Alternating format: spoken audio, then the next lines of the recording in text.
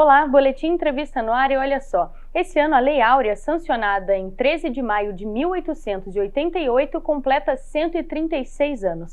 Mas apesar dela ter oficializado o fim da escravidão no Brasil, a história tem muito mais por trás disso e essa data não deve ser comemorada. Para falar sobre isso, eu estou aqui com a Maria Fernanda Ambrosio, ela é presidente da Comissão da Verdade sobre a Escravidão Negra no Brasil. Tudo bem, Maria Fernanda? Tudo bem, obrigada pelo convite, é um prazer estar aqui. Explica pra gente, essa lei, ela sancionou, ela tinha um objetivo, mas na verdade ela é um pouco até paliativa, né? Exatamente. Primeiramente, a gente tem que considerar que já existe aí algo defasado, porque o Brasil foi o último país do Ocidente, né, a sancionar essa lei. Então já é uma vergonha que o Brasil carrega, né, por ter um período tão intenso, né, e que tem tantos resquícios na sociedade, que foi esse período escravagista, né. Essa lei, ela já veio seguindo uma pressão que existia na época, né? Então, antes da gente falar da Lei Áurea, já teve uma lei, que foi a Lei do Ventre Livre, onde falavam que crianças, né, nascidas de mães escravas, né, já nasceriam livres. Logo depois foi sancionada a Lei do Sexagenário, mas ela não teve tanta efetividade, porque os escravos eles morriam em média com 35 anos. Então, quem que chegava até os 60 anos para ser considerado liberto ou livre, né? Então, ela já não tinha muita efetividade. Em 1888, houve essa lei que foi sancionada pela Princesa Isabel, diferente do que a gente lê em muitos livros, né?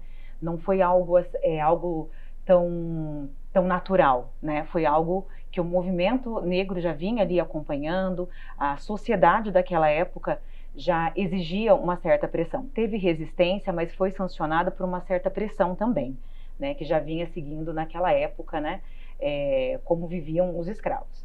E qual que foi a consequência dessa legislação, dessa sanção da lei? Jogaram os negros para a sociedade, de forma que foram parar nas margens da sociedade.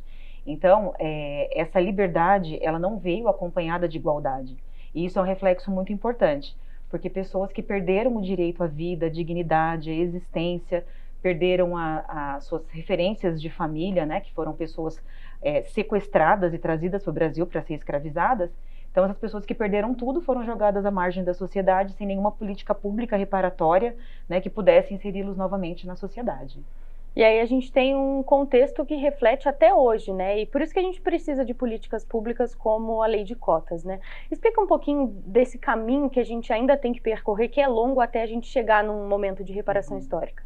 O caminho, ele é muito longo ainda, né? Nós ainda estamos engatinhando enquanto sociedade. E é de extrema importância revisitarmos o passado, fazer esse percurso histórico para entendermos onde nós estamos hoje. Embora não justifique, mas eu acho que explica muita coisa que é do racismo, que é algo que é tão pontual hoje. Então, quando você entende de onde vem a luta da população negra, fica mais fácil para você entender as consequências e os efeitos, assim, assustadores na nossa sociedade. Então, é necessário falarmos, acredito muito no poder da educação. Quando a gente fala da Comissão da Verdade sobre a escravidão negra, é para trazer mesmo a conscientização do que aconteceu no nosso país, para que as pessoas reflitam, entendam o papel do negro, a importância do negro na sociedade, que contribuiu de uma forma muito efetiva para a construção do nosso país, porém não tem o lugar que deveria ter, que é o lugar de igualdade, de respeito, né, equidade, né, e a questão das políticas públicas, elas são extremamente necessárias, porque é só a partir daí que a gente pode falar em igualdade, é só aí que a gente pode falar numa igualdade de direitos, reconhecimentos de direitos, né, e a importância da população negra.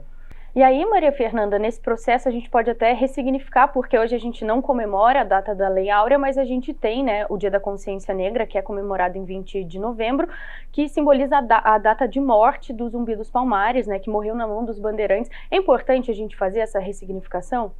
Com certeza. Eu digo que é principalmente pelo protagonismo negro. Diferentemente da Lei Áurea, quem que foi o protagonista da Lei Áurea? Foi uma mulher branca, né? E quando a gente fala em 20 de novembro, a gente fala em quilombo, em Zumbi dos Palmares, líder de um quilombo, né, que é tão significativo para a nossa história, nós estamos falando do protagonismo negro. Representa a nossa luta, a nossa resistência, e 20 de novembro é uma data a ser comemorada.